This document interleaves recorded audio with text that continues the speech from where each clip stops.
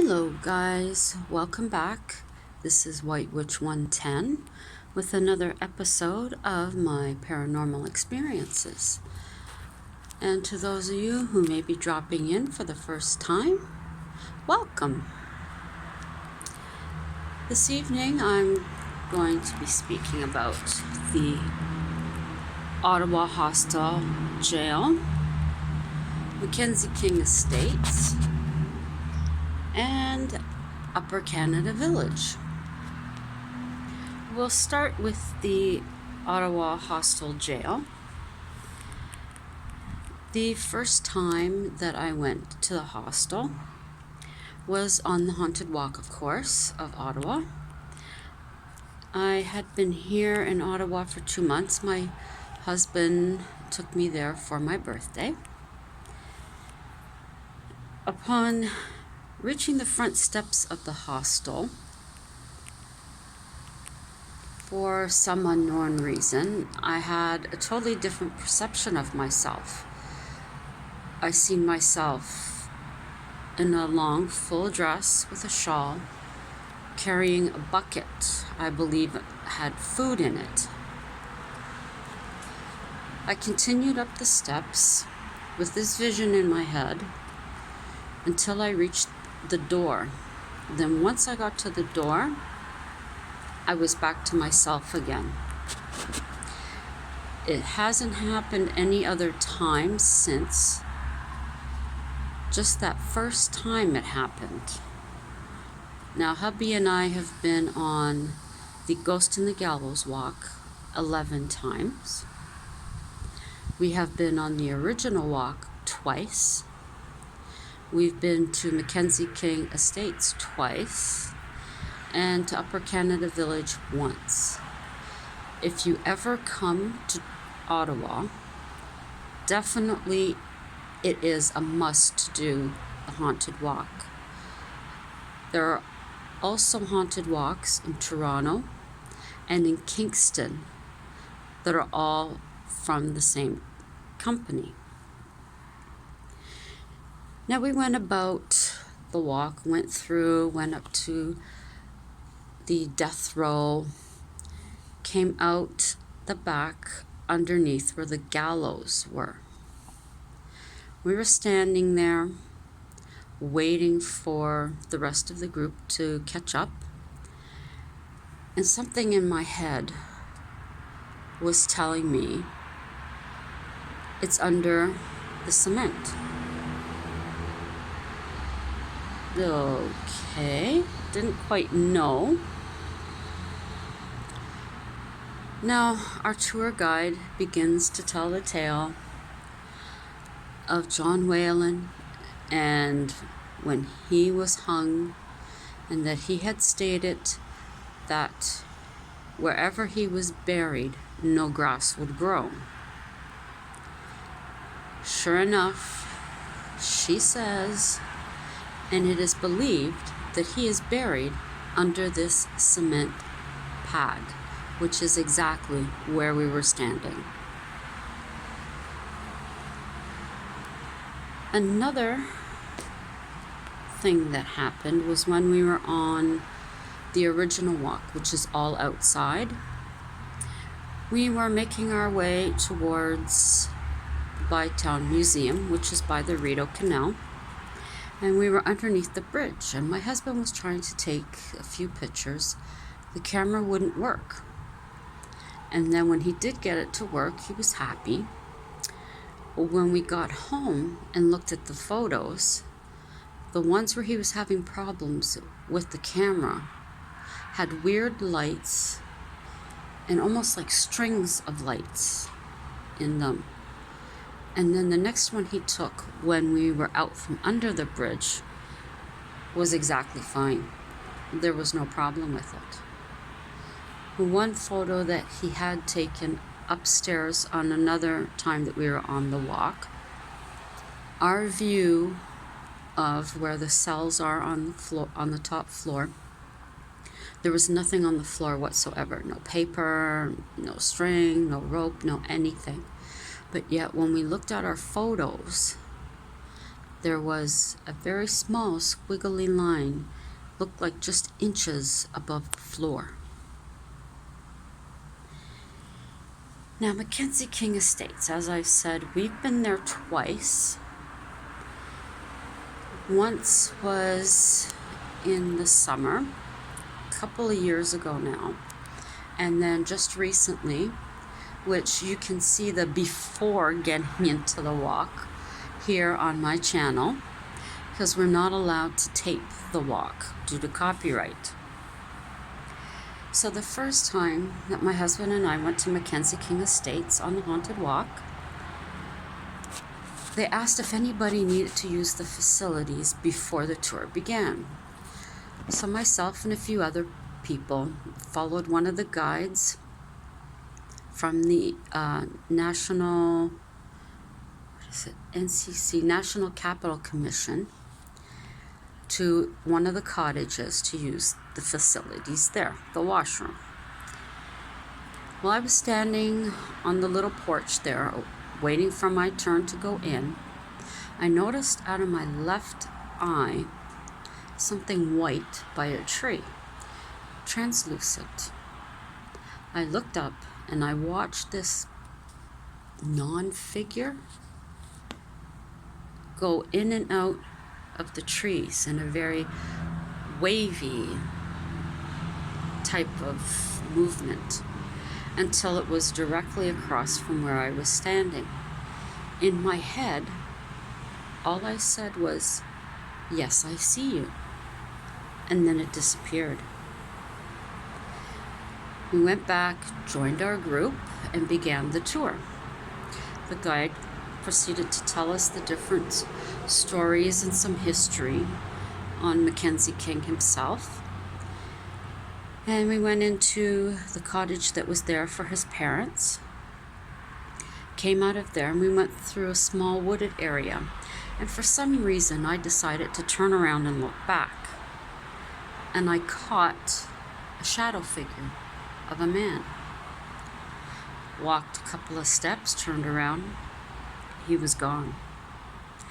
Now, my friend who you'll see in the video from this year, Mel, she was in the group after us, and when they came out through the forested area, she told me that a white moth came out of nowhere and went to each person in their group and then disappeared. I wish I had been in her group. That would have been amazing. Then from the space in the little wood area, we went along to the main cottage where Mackenzie King stayed himself. Part of the cottage is now a tea room, but there is still part that you can go and look at. That was, I believe there's 2 bedrooms and an office upstairs. Excuse me. Now we went upstairs, took a look, took some pictures, came back down. Once we came off the veranda, I said to my husband, and at the exact same time, he was telling me that the hair on his arms was standing up. At the exact same time, I was getting a feeling that there was somebody following us. The feeling continued. We stopped a little further on at a fence. And the guide again, she began to tell another story. But my attention, I just couldn't keep concentrating on what she was saying. I'm looking behind another building, and I'm seeing the same kind of translucent white type figure of a woman, and I'm getting a sense of some men there and other women, and they're all laughing, very jovial.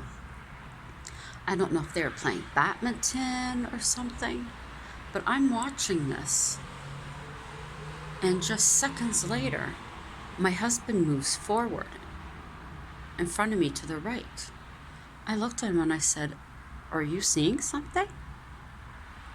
And he said, "Yeah."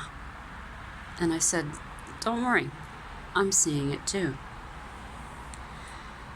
So the tour group starts to go forward again. So we moved along with them.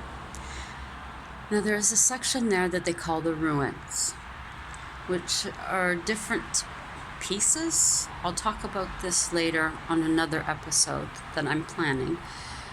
It's different pieces of the Parliament building and other buildings in Ottawa that Mackenzie King brought to his acreage. Now before that, again, of course, it is a wooded area. The guide stops and she begins another story. My attention is not on her, once again. My attention is off to my left, her right. I'm getting a sense there's something standing there. No sooner did I get that thought in my head than she turned around and looked in the exact same spot. Don't know if there actually was something there, but we both seemed to sense it. Now, this year, full of high hopes of experiencing almost the same thing, we went with our friend Mel to Mackenzie King Estates. Unfortunately, none of the exact same thing happened. But when we did get to just close to the fence, I seen like a light that you would see on a tower, a white light, something like that they have to let planes know there's something there. I seen a flash, and then seconds later, another flash. There's nobody in front of us, there's nobody behind us as in regards to another tour. Now we're all given little flashlights, which you'll also see in that video. And it was nothing like that. So we continue on. She stops in the exact same spot where the guide stopped before. I turn around, and to my left, I see 3 quick flashes, like the ball of light is moving from one to another, and then nothing. We go up to the ruins, we walk around. I'm getting a feeling, but it's not strong, that something's there. And more than likely, it is Mackenzie King himself. And then she begins to tell another story. So we're all gathered around her. And again, I don't know what it was about my left side, but I look off to my left and I see a flash, and then I see a flash, and then nothing. So this has happened 3 times now. She completes her story. We begin walking. And as we're walking, both myself, Mel, and my husband, we all stop at the same spot. I turn my phone to take a picture. She does the exact same thing at the exact same time, and hubby turns his flashlight on. We all felt that there was something in this one spot. We go to catch up to the group. I'm lagging back just slightly, and I'm getting a feeling that I'm being followed. I catch up with the group. We take another stop. She explains a stone off to our right, and she mentions the story about one of the guides who had gone down to the ruins to set up some of the lanterns for the evening so that people could see where they were walking. And this woman says that she felt Mackenzie King, she's sure it was him, come up beside her. So I started to wonder, maybe that was him following us. Now at Upper Canada Village, hubby and I went there last year with my stepdaughter, son-in-law, and he would be considered my step-grandson. Very much looking forward to it, we all were. The unfortunate part is we had 3 people who did disrupt the group, but still in all, did have an experience. When we were walking towards the first it wasn't the first building, the 4th building that the guide was going to tell us a story about, was beside a hotel that's there on the grounds. And as we were approaching, I could see a man standing on the veranda. He's watching us, wondering who we are. Now, the guide starts telling her story about the one building, then she's talking about the hotel. And she's telling us about the gentleman who owned it, and that they believe that he is still there. Maybe that was him I seen. When we went directly past it, he was no longer there.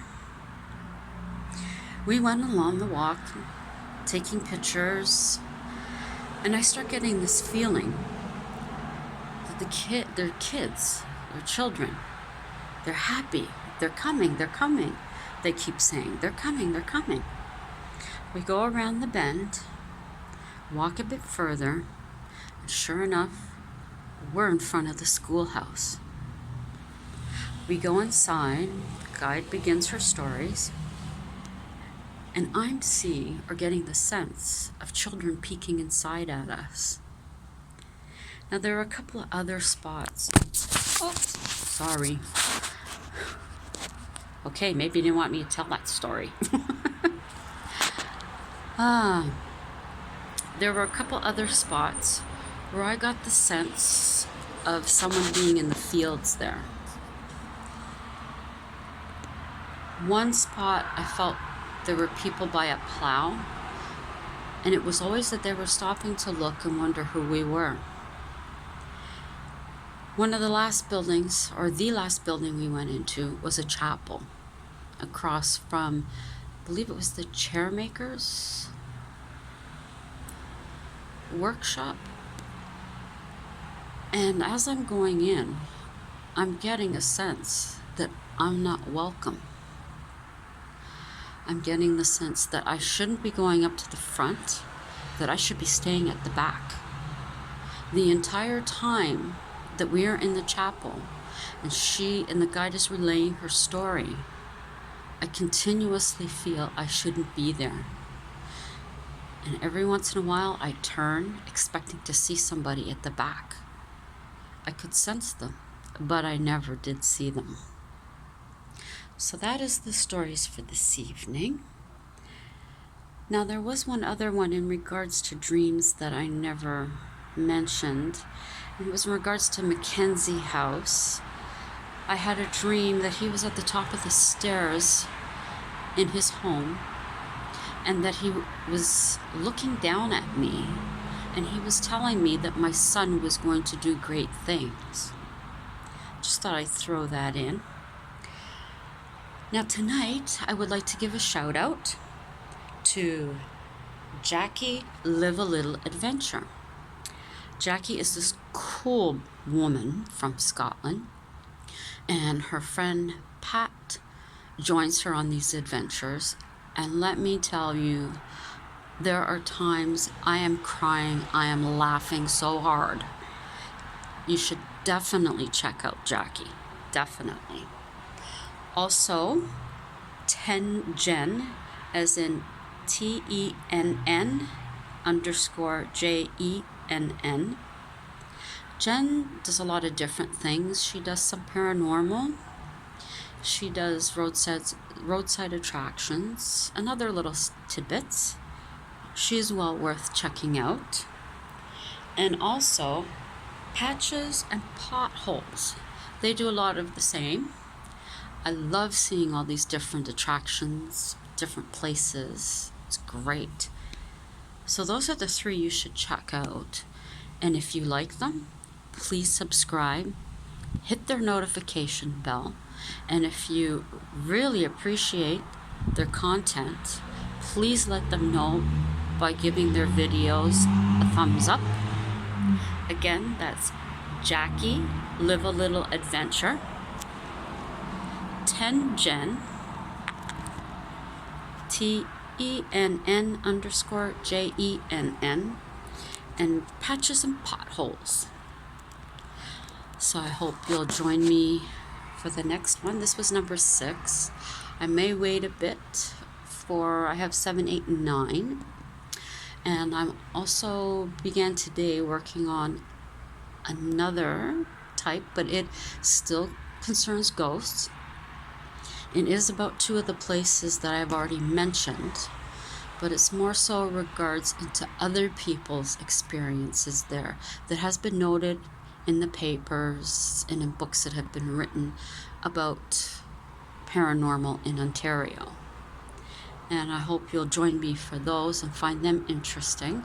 I'll be able to give you some history, proper history on the location and the person, which you may find interesting. So that's it for me tonight. It's a nice night, a little overcast. We had a little bit of rain, but that's not too bad. It's supposed to be a rainy weekend, but we'll see what tomorrow brings. So until the next time, my friends, sleep well and ciao for now.